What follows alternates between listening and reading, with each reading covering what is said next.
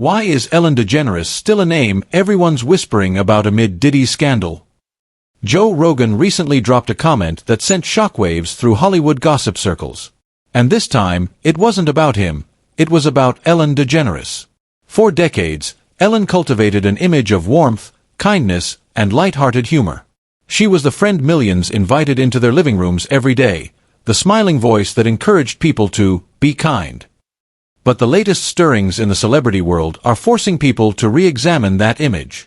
With the Diddy scandal dominating headlines, Ellen's name has resurfaced, not because she's directly implicated, but because of the uncomfortable way her past interactions now appear. And as fans and critics sift through years of clips, one question lingers: why does it feel like no one is connecting the dots? When Diddy faced major federal charges, the internet went into overdrive. Social media users, investigative journalists, and casual fans alike began digging through old interviews, television appearances, and behind-the-scenes footage. Clips that were once funny now feel unsettling. Moments of laughter and camaraderie, once dismissed as harmless celebrity banter, have taken on an entirely different tone. And that's where Ellen enters the picture. Fans started revisiting moments of Ellen and Diddy joking on her talk show. They laughed together about wild parties, whispered jokes, and moments that, at the time, seemed innocuous, a playful nod to Diddy's notorious nightlife. But now, in light of current revelations, those exchanges feel heavier. Were they just jokes, or were they subtle hints of a culture of excess and permissiveness hiding in plain sight?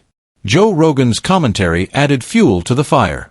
He highlighted that Ellen hosted Diddy multiple times, often sharing playful, seemingly insider jokes about his infamous parties. She laughed, reacted with familiarity, and engaged in a way that suggested more than just surface-level amusement. Rogan didn't outright accuse her of wrongdoing, but he asked the question that Hollywood rarely entertains out loud: if you're repeatedly in close orbit with someone whose behavior is under scrutiny, how much responsibility do you bear to speak up? His point was simple yet provocative. Casual comfort on camera can, in retrospect, appear complicit, or at the very least, conspicuously silent. Timing adds another layer of intrigue. Ellen's talk show ended amid toxic workplace allegations, claims of intimidation, fear, and a culture of selective accountability. Staff described a set where fear was a constant undercurrent, a sharp contrast to the "be kind" mantra she preached on air. She apologized publicly, but for many, the trust was already gone. And then there was the move to England, which she framed as a lifestyle choice and a political statement, but observers read it differently. In Hollywood, relocation can signal a desire to escape scrutiny, and to some, it hinted at more than just a change of scenery. So why does Ellen keep reappearing in these discussions? Her platform repeatedly put her in close proximity to high-profile figures whose behavior is now under examination. From joking about Diddy's legendary parties to reacting with what now seems like uncritical familiarity to his suggestive comments, old footage fuels speculation. One clip, in particular, has gone viral in recent weeks. A 2018 moment when Diddy teased Ellen about when the real party starts. At the time, it seemed like harmless banter between friends. Today, viewers are convinced it hinted at a deeper understanding, or even tacit acceptance, of a lifestyle that was increasingly problematic. Rogan framed the question with clarity. When you repeatedly engage with someone under public scrutiny, laugh off their wild behavior on camera, and react as if you understand it, the public naturally expects you to speak up when the situation turns serious. Silence, in that context, becomes conspicuous. And in Hollywood, where image and perception often matter more than truth, conspicuous silence is often interpreted as tacit complicity. Ellen's past controversies only deepen the narrative. Staffers alleged a tense, controlling environment backstage, a culture of fear, intimidation, and favoritism. Online audiences quickly linked these reports to the same pattern of power, secrecy, and selective accountability seen throughout elite circles. Even moments once praised, like her 2009 comments confronting Diddy over his controversial behavior with Chris Brown, now feel contradictory. How could someone publicly challenge one moment of misconduct yet remain silent, or appear comfortable, amidst other, increasingly serious allegations? Viewers are left wrestling with inconsistency, accountability, and perception. The human element here is unavoidable. Ellen is, after all, a person who cultivated decades of trust with her audience. People don't just laugh at clips, they remember the warmth, the late-night generosity, the laughter that once felt like an invitation into her world. That's why these discussions feel so unsettling. Fans aren't just questioning her judgment, they're grappling with the fragility of the persona they once adored. How do you reconcile decades of kindness with the appearance of selective moral attention? That tension between image and reality is what makes this story resonate far beyond Hollywood gossip sites. It touches something universal about trust, human fallibility, and accountability. And the emotions run deeper than mere curiosity or judgment. There's a sense of betrayal, yes, but also fascination, fear, and empathy. Fascination, because we're drawn to the paradox of someone so beloved appearing suddenly complicated. Fear, because it forces viewers to confront their own assumptions about trust and the people they admire. Empathy, because we remember that public personas are, at the end of the day, human constructions, shaped by pressures and complexities the audience will never fully see. Ellen's story is, in many ways, emblematic of a broader Hollywood narrative. The tension between public image and private reality, between laughter on camera and silence off it, between kindness performed and kindness lived. For viewers, the lesson isn't simply about celebrity scandal. It's about the human tendency to create heroes, to assign moral clarity where there is complexity, and to feel disoriented when the lines blur. It's about grappling with the uncomfortable truth that people can be generous, funny, and beloved, and still make choices that leave others questioning them. What makes this story particularly compelling is the emotional resonance.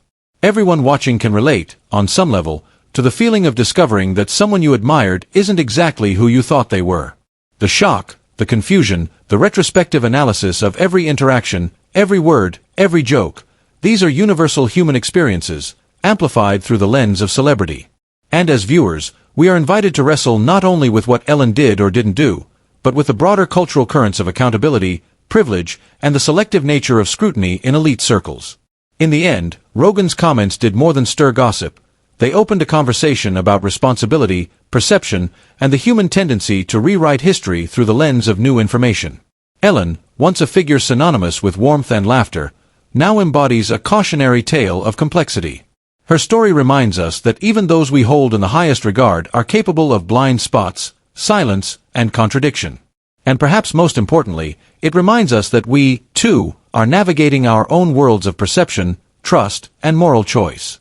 Ellen's journey, from beloved daytime host to a symbol of complicated moral reckoning, offers a strangely inspiring message. It challenges viewers to look critically at the people they admire, yes, but also to reflect on themselves. To ask, are we consistent in our moral attention? Do we laugh off behavior we should question? Do we confront wrongdoing when it's inconvenient? The story resonates because it isn't just about Hollywood. It's about life, human complexity, and the difficult, often uncomfortable work of accountability. And while the public debates rage on, one fact remains: the conversation has changed. What was once seen as harmless entertainment now carries weight.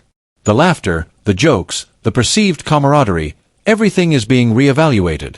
In that reevaluation lies the power of reflection, the spark of accountability, and the hope that even flawed human beings can inspire lessons far beyond their intended reach. Ellen's story isn't over, and perhaps that is the most important takeaway of all. Life, after all, is messy, human, and full of lessons waiting to be learned, even from those we once thought we knew completely. It's not just about rumor-mongering. This is Hollywood's social calculus at work. Who gets questioned, who gets shielded, and why?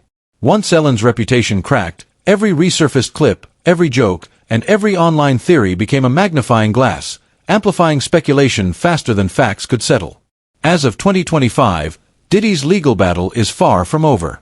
Federal investigations, raids, and lawsuits continue, and the names connected to him keep echoing across social media. Ellen, meanwhile, remains mostly private, stepping back from the spotlight, yet her name inevitably resurfaces whenever Hollywood scandals erupt. The public isn't just asking who's guilty, they're asking who is still protected. So here's the question for you. Has Ellen simply been caught in Hollywood's relentless cycle of rumor and timing, or does her ongoing silence invite legitimate scrutiny? And with Diddy's legal storm far from resolved, could more big names be drawn back into the spotlight? The real intrigue isn't just the headlines, it's the patterns. When history, fame, and power collide, the silence around certain figures often speaks louder than any story.